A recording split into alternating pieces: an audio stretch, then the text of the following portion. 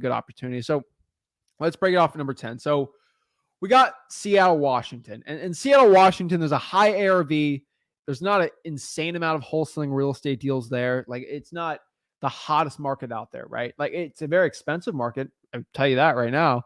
But what I can tell you is if you're in that market, I probably would avoid it. A cool thing you could do is try Aberdeen. That ARV is like, it's around the 200,000-ish range versus Seattle, which I'll check the Seattle average home price, which is $932,000. So I'll just pop that, like, I won't pop it up, but like $932,000. But if I go to Aberdeen, Washington, let's do the median home price. So I'll just give you an example for this one, but like 256,000, right? Like, it's $1 million basically, like it's a quarter of the cost there, which means it's a lot of good wholesaling real estate deals out there. So that's one quick tip. I know it's not like right there, right? But like, if you have to be in that market, the best alternative option is going to be Aberdeen, Washington. I can tell you right now. What I tell you is number 9. This is a list that's like, it's always on the top 5 hottest real estate investing markets. People see that, like Forbes will do an article and they'll be like, oh my gosh, I have to go in this market. This is actually, it's a terrible real estate wholesaling market. Just being completely honest with you, is Tampa, St. Pete area. Everyone thinks this is like the hottest, newest, awesomest market ever. What I could tell you is high ARVs. There's a ton of people flowing into Florida, like going into Florida, and the average ARV is rising crazy in Tampa. I can tell you right now, try Pasco County. That is the county north of it. ARVs are a lot lower there. I can tell you, you're going to have a lot more success doing that. And if you're local, it's worth the extra 45-minute drive. It's literally, you have to see how many wholesalers in there and the average ARV and the amount of deals you can do. A lot less deals in Pasco County, but there's even way less wholesalers, which makes that ratio better. Plus the ARV is lower, which makes it better for you as a real estate wholesaler. Next right here, I can tell you right now, is Austin, Texas. Not a fan of Austin, Texas for wholesaling real estate. Great city. Love it. What I could tell you is ARV is like too high. It's getting insanely high. Every single seller there thinks their property is worth $1 billion. It's a complete mess. What I can tell you is try Killeen, Texas. I'm definitely butchering the name because I'm a Florida person, not a Texas person. But from my market research and seeing other wholesalers, Killeen, Texas is actually pretty good. Lower ARV. It's a lot better market for you to do if you're in Austin, Texas. Next here, which I can tell you is a pretty good one, Phoenix, Arizona. And I know a lot of people coming in. Phoenix, Arizona it's a pretty good one for bad markets. That's all I could say. It's not the best. And it seems like a decent market. It's just insane how many wholesalers are in there. But then you kind of look at Maricopa County. It is the largest county, I think, in the West. I know the largest county is Cook County, I'm pretty sure. It's that Maricopa sometimes change, but a huge county. But what I can tell you right now is Phoenix, avoid that. I would try Apache Junction. It's cheaper, smaller market though, you know, and like going to Tucson, Arizona. Like Phoenix doesn't have that many options. Like that's the best one I can come up with. You guys, if you're in any of these markets and like you have a better alternative, you please let me know. But like from my research, this is what I've seen. It took me a good amount of time to compile this list, but that's honestly what I've seen. Next here is number 6. This is Boston, Massachusetts. And what I can tell you is Boston's crazy high. You know, you got like Andover, but like that's like crazy high, you know, ARV. So it's like, where do you go well in Boston? Lowell, Massachusetts is like the next best option.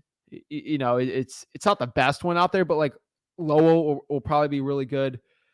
It's just that whole Boston area is kind of like there's not really good suburbs for wholesaling there, like just real estate assignments in general. So that's really where I'd be closer to, you know, and this kind of goes down to creative financing deals if you actually want to do them too. Number 5 here is the DMV area. This is, I just say this right now, it's just that DC, Maryland, Virginia, you know, North Virginia, South Maryland, Washington, DC area, too saturated in my opinion. I'm sorry, but I would try Richmond, Virginia, or like Prince George's County. That's going to be a lot better results for you. I know a lot of people saying, oh, in Washington, D.C., does Alexandria, Virginia work? No. Sorry, it does not. Okay.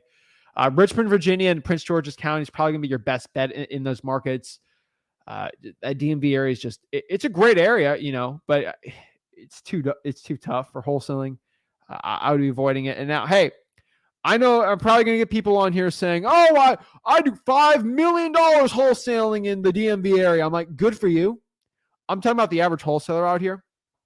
I know people making 7 figures in like Phoenix and Boston, right? Like, I'm telling you, it's for the average wholesaler going in there, or if like you're doing virtual wholesaling, it's not good. Okay, so I would be avoiding that. Number 4 here, Chicago, the Bears. We love Chicago. Chicago's a great city. We love the Windy City, but it's a tough wholesaling market. ARV's insanely high. Illinois is just not a friendly wholesaling state. Like, you combine that too, it's not a really good one. I don't think you can do more than one wholesaling deal without being an actual agent in Illinois. Now, ways around it, I'm not going to break that down today. But again, I'm not a lawyer, financial advisor, CPA, or any of these things. That's my quick disclaimer. But what I can tell you is, if you are doing Illinois, you're an agent or something, you found the loophole with it. I would do the suburbs of Cook County. I think the suburbs of Cook County are actually pretty good. The ARVs are actually reasonable there. A lot of people actually really do well in Cook County for wholesaling real estate. Is it Cook County? I'm trying to make sure. I could get that wrong. Chicago County is Cook County. Okay, got that right. Just making sure. The suburbs are pretty good, and then around those areas where the ARVs are a little lower, there's good wholesaling deals in there, and there's definitely a big motivation for that. So that's all I could say there. Next here, number 3, San Fran. That's a tough one. Like, you're in that whole Silicon Valley region. San Mateo. I know it's Palo Alto, like Mountain View, San Jose, San Fran. That's tough. That whole Bay Area is tough. I know people are doing 7 figures in San Francisco wholesaling real estate. These people are extremely niched out. These are like experts. Like, they don't play around. They do $250,000 assignment deals, and they do like 5 or 6 of those a year. Like, that's really like who we're talking now. Like, they're getting niched out with the code. They change the code, or they help someone change the code on, and then they assign that deal. Like, it's really niched out stuff. I would not be doing San Francisco. Hey, I love San Fran, but like, I can tell you right now, I'd avoid that. I'd try the best one you're going to do is Oakland.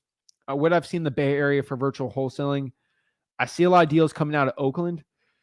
It's a little more rough, and it's out east, a little rougher area. I mean, it's not as pretty as San Fran. It doesn't have all the glory. Big population still. The ARV is lower, but it's like insanely lower. Oakland, you're going to have a lot better results doing, and that's probably what I have to recommend.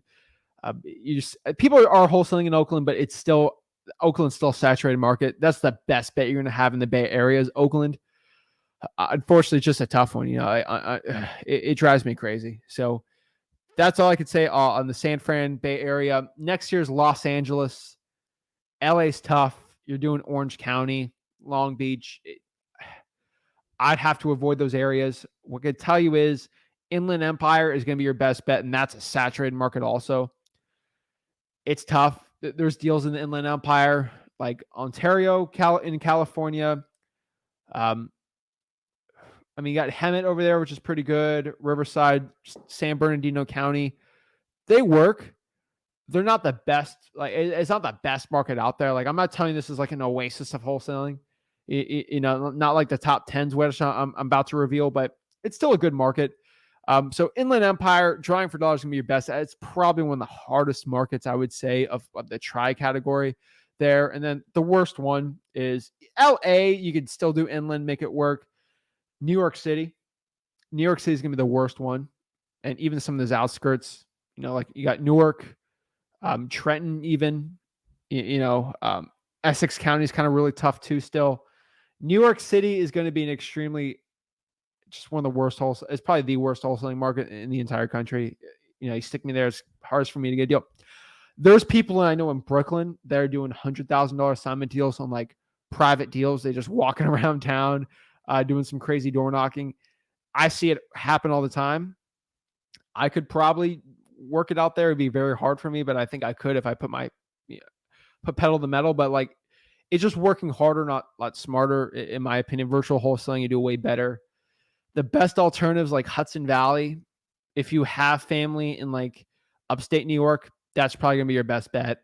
Outside of that, it's tough. I could tell you. So upstate's best for New York. That Buffalo is probably the best one. Rochester's okay.